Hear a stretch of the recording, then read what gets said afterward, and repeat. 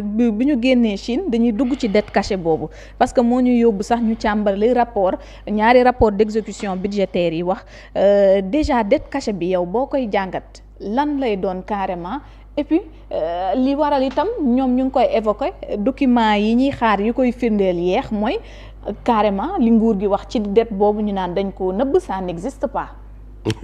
xam nga dañoo tracer les opérations budgétaire de la finance.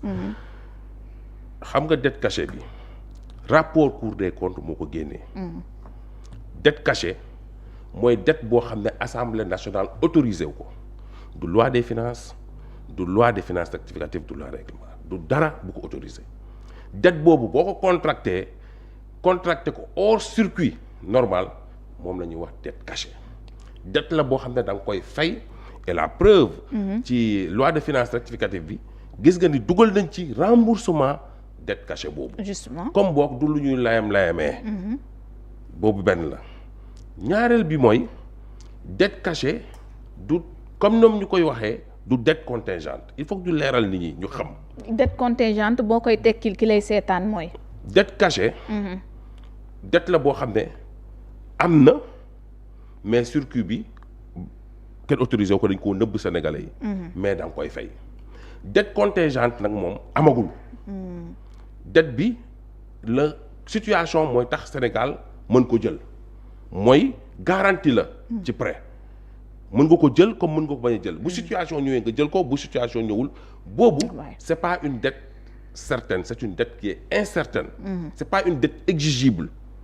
donc il faut que ñu xam loolu donc tappalekat yi di wax ni dette cachée mooy dette contingente dëkk yëpp koy def non c'est pas la même chose donc bii dañ ko war a fay te dañ koy fay parce que l'État est une continuité. dette cachée boobu niñ ko nëbbee FMI banque centrale il faut que ñu wax ko parce que gis naa ñoo xam ne dañu nekk ci plateau yi. naan dette cachée mënta am. parce que FMI day contrôler banque centrale day contrôler oui. pointé nañ d'ailleurs la responsabilité du FMI ci loolu. oui et de la banque centrale. non dette cachée mooy dañ koo nëbb ñëpp. xam nga nu mu mën a nekkee dafa am lu ñuy wax titrisation dañ koy génne hors bilan même dañ koy génnee ci bilan bi xam nga ratio prudentiel bu banque centrale bu muy contrôler ci banque yi mooy danaan banque bu ne parce que en réalité dette cachée bi ñu ngi ko contracté. ci banque yi nekk Sénégal suñu banque primaire yi. dañ ko contracté mooy nekk ci biir réew mi ci biir réew mi. léegi nag banque centrale moom da leen di wax ni. am na benn quota boo xam ne kenn du ko dépassé ci yéen boo ko daree dépassé da ngay indi provision mooy ratio prudentiel bi prudence la pour protéger les épargnants protéger aussi le système. parce que banque yi mënuñu leen jox ni bàyyi ñuy créer la monnaie di joxe ni bor bi nii. n'importe comment bu yàggee mu gën a créer crise moo tax banque centrale day veiller ci ratio crise prudentielle bi di veiller aussi ci inflation bi ci loolu noonu la banque centrale di contrôler mais banques yi dañ koo contourner cette fois-ci nu ñu ko contourner ci ñetti mbir bu ci njëkk booy titrisation c'est-à-dire xam nga sa bilan la banque centrale di xool hors bilan bi banque centrale du ko comptabiliser ci ratio prudentiel donc titrisation mooy boru Sénégal ñu créer benn véhicule mu dem jaay ko ay investisseur ñu amaat liquidité pour mën a lebalaat Sénégal donc dafa mel ni jaay nañ ko c'est hors bilan. d'accord benn contourné nañu ratio prudentiel bi deuxième contournement bi mooy CNO yi certificat nominatif d'obligation yaa ngi koy dégg mooy lan certificat nominatif moo fa mel ni ay reconnaissance de dette la reconnaissance de dette yoo xam ne état bi da koo jox banque yooyu mais la plupart du temps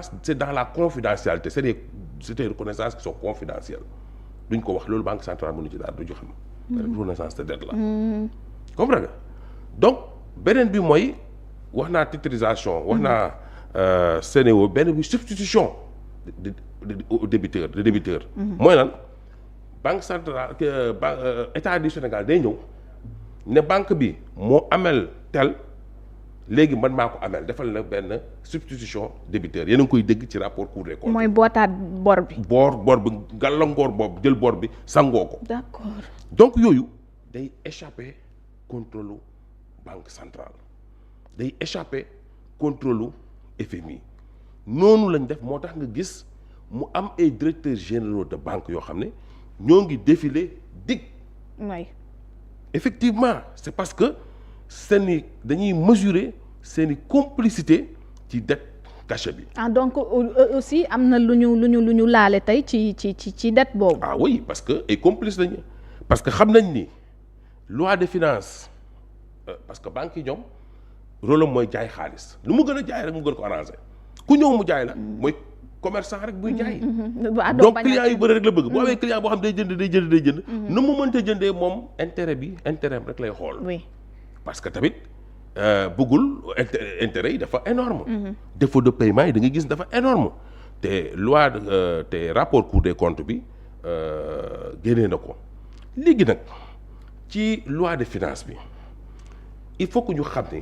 dafa am ay principes yoo xam ne dañ ko war a respecter parce que principe de légalité bi moo indi dette cachée bi ñàkk respecter principe de légalité bi moo indi dette cachée principe de légalité mooy bépp dépense ba ngay def assemblée nationale da koy autoriser bépp recette boo am bépp bor boo am assemblée nationale da koy autoriser. booy bori assemblée nationale ngay jaar. booy dépenser assemblée nationale ngay jaar loolu yëpp da koy autoriser. d'accord donc principe de légalité bi moom la ñu respecté wul moo tax mu am dette cachée. léegi nag ñii ñoom dañoo ñëw toog ci légalité fas yéene respecter à la lettre le principe de légalité ak la vérité des chiffres parce que ñee dañ doon c'est des chiffres mensongers ñii c'est de vrais chiffres moom mooy surtout sincérité budgétaire boobu pourtant ñoom douté nañu ci sincérité bu rapport d'exécution yi ministre bi fësal dem nañu sax ba ñoom ndaje bi ñu defoon ñoom ñi nekkoon fii naa wax sax waa APR ñu daal di jàpp ni xamuñu li mën a expliquer ñoom diggante juróomi at 10 000 milliards ak lu teg ñoom la ñu def ci bor nguur gi defagu fi sax ñaari at yu mat buñ ko dajalee ñu xool ci rapport bi am na lu toll ci 10 000 milliards ak lu topp loo xamante ni. 10 200 milliards 10 200 milliards. Qu'est-ce qui peut expliquer cela ñoom nee na ci juróomi at yegguñu foofu tey ñii ci at ak genn wàll romb nañ ko di dem. xam nga ñoom ci juróomi at nee naa la dette cachée bi. yegg na presque c'est plus de rapport bi génn sax nee na 22 000 milliards lañ leb. léegi nag 10 200 milliards yi nan la demee mooy dafa am 6 148 milliards yoo xam ne dette cachée la dañ koy fay. dafa egg à échéance dañ ko war a fay dafa am ay intérêt dañ ko war a fay léegi nag ci 10 200 milliards dina des presque ay 4050 milliards yi des. yooyu moom mooy déficit moom mooy besoin en fonds bi nga xam ne. soxla nañ ko pour compenser n'est-ce pas seeni dépenses ci ñaari année yi 2024 2025. mais l'État est une continuité État du Sénégal moo leb donc État du Sénégal moo war a fay ku fi toog bu tuddee Macky Sall wala Diomaye wala Samba wala Aïda day fay. D'accord. donc la dette est exigible. La dette est certaine. donc c'est ce qui explique tey Sénégal dafay leb di fayaat ay bor. waaw dina leb pour fay ay bor effectivement parce que ça sera le refinancement de la dette il faut que ñu refinancer la dette moo waral nag suñu note dégradé wu sur le marché financier xam nga y a des structures de dotation ñooñu ci sa capacité de remboursement lañ lay noter malheureusement dette cachée bi.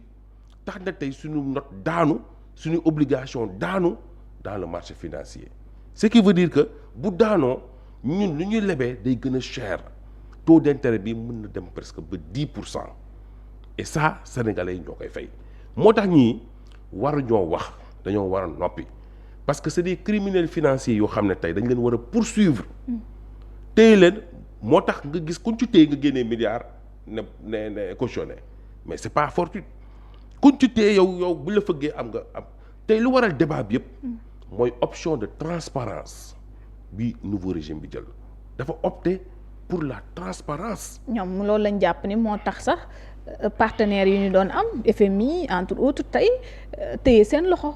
ci liñ doon ndimbal bi ñu doon indi Sénégal mooy li ñu wax ni lii moo xew Sénégal te xew fi ci révélation ci chiffres yi. xam nga ils ont pris l'option historique de dire la vérité aux Sénégalais et aux partenaires parce que buñ ko defuloon tamit dëkk bi day jékki-jékki rek am benn crise taxaw carrément kenn du xam ñu ko expliquer alors que rapport Cour des comptes génnee na lépp mënoon nañu nekk ci tàppale ak nëbb Sénégalais ak nëbb FMI ñu continuer di crever dette bi mais dañ ne non nañ leen taxaw wax gars yi dëgg buñ ñuy accompagner ñu accompagner ñu. buñ ñu dul accompagner ñu xam ni nanguwuñ ñu accompagner. ci loolu nag la FMI téye loxoom Banque mondiale téye loxoom investisseurs yi tamit parce que ñoom bu ñu dugal seen xaalis si dëkk dañuy bëgg bu ñu investir mu am rentabilité. mais bokk na ñu décrier sax mooy rapport yi bu ñu xoolee en termes d'investissement Sénégal investirul ñu xool fonctionnement bi li mu yóbbu tey ci koppar ëpp na loolu li nga xamante ni moom lañ doon xaar ñu investir ko. loolu c'est tout à fait normal parce que les dépenses de fonctionnement sont des dépenses courantes récurrentes alors que les dépenses d'investissement est une dépense non récurrente luy loolu dépense de fonctionnement mooy salaire yi ñuy fay mënuñu ko bañ a fay nit ñi yaa ngi liggéey santé ñu ngi liggéey éducation ñu ngi liggéey policiers yi ñu ngi liggéey forces armées ñu ngi liggéey ngeen ne loolu bu ñu leen ko fay mënut a nekk matériel bu ñu jënd il faut que ñu maintenance ko chaque fois di ko defar di ko kii il faut que ñu jënd ay matériel bic yeeg cahier yeeg yi ngay fekk ci bureau yi yooyu yëpp ci fonctionnement bi la c'est tout à fait normal parce que des dépenses récurrentes yoo xam ne il faut que ñu def ko mais les dépenses d'investissement sont des dépenses non récurrentes c'est-à-dire que projet mooy am wala programme mooy am ñu def ko léegi nag ñoom nee nañu investissement yi dafa faible. oui loolu la ñu remarqué ci. loolu la ñu remarqué ci loi de finances bi rectificative. non mais écoutez c'est-à-dire que il faut que tamit ñu waxante dëgg man gëwuma sax ne investissement yi dafa faible parce que yaa ngi gis ni investissement bu état bi def sur ressource propre c'est vrai que boobu la ñuy wax ne dafa faible te dañ ci joxe explication. mais investissement boo xam ne dañ koy tirer de l'extérieur tamit parce que loolu la budget bi prévoiroon boobu tamit am na ay gàllankoor tuuti. parce que li ñu waroon jot yëpp jotuñu ko ndax contexte international bi nga xam ne. tey daf ñoo défavorable parce que contexte international gis ngeen choc bi. Donald Trump yokk taxes yi. donc forcément il faut que mu impacter ci ñun ressources yoo xam ne dañ ko waroon tirer de l'extérieur. est-ce que vous comprenez? Oui. Donc ce qui veut dire que investissement yi nga xam ne Sénégal da ko waroon def. il faut que mu taxaw ci parce que njuuj njaaj ba ngay dégg yëpp banditisme ba ngay dégg yëpp. surfacturation ba ngay dégg yëpp corruption ba ngay dégg yëpp ci investissement yooyu la ne fa la ñuy paacooyee fa la ñuy amee nga gis ni état bi dafa jël ay responsabilités am ne yii il faut que ma taxaw si seetlu entreprise yi nga xam ne. tey ñoo doon liggéey ndax réellement entreprise yooyu jar na ñu continuer di liggéey ak ñoom wala waruñoo liggéey ak ñoom parce que yaa ma gën a xam nga ni entreprise yi fi nekkoon mais noonu la doon demee yaa ma neex la woon ma jox la marché bi nga tabaxal ma ci benn immeuble boo xam ne jar na 200 millions et cetera état bi de non investissement yi il faut que ma xoolaat ko ci loolu noonu la supprimer yenn investissement yi yoo xam ne amul benn impact ci budget bi. suppression boobu amul impact. amul c'est-à-dire que. investissement même bu dee ñoom gis nañ ni suppression yooyu warul woon am ndaxte lu waroon am impact direct la ci côté ñi nga xamante ni ñoom ñoo di population bi au lieu ñuy jël investissement yooyu di ko def ci fonctionnement bi. non xam nga fonctionnement